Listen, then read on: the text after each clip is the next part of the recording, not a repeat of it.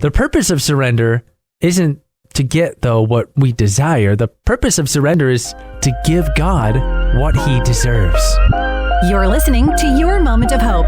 Here's your host, Billy Peterson. It means so much to me that you've joined me for another episode of the Your Moment of Hope podcast, where truly it's really my mission to infuse your life with more hope. And with that in mind, let's talk about surrender today on the podcast. If you find yourself in Christian circles a lot, you may hear a lot of talk about the word surrender. The purpose of surrender isn't to get, though, what we desire. The purpose of surrender is to give God what he deserves.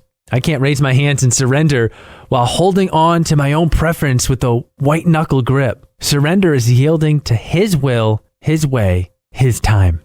I'm not at all suggesting that surrender doesn't result in beautiful, rewarding results. I've experienced firsthand and seen many others experience the blessing of surrender. But I've also learned that surrender with the wrong or an ulterior motive isn't true surrender. So just a reminder today to both you and I to accept God's invitation to not just commit to surrender with our words, but to mean it with our hearts and to live in the fullness and freedom of allowing Jesus to do things according to his perfect will and his perfect way when it comes to our lives.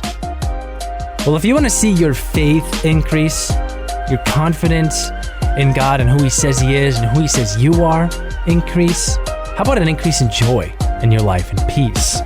Well, you'll want to be here for the next episode of the Your Moment of Hope podcast. For now, continue walking forward in faith, my friend. Thanks for being here for this episode of the Your Moment of Hope podcast. If you want to go deeper in your walk with God, make sure to check out past episodes at theq997.com, the Q997 app, Apple Podcasts, or on Spotify. Once again, thank you for your presence here today. We'll see you next time.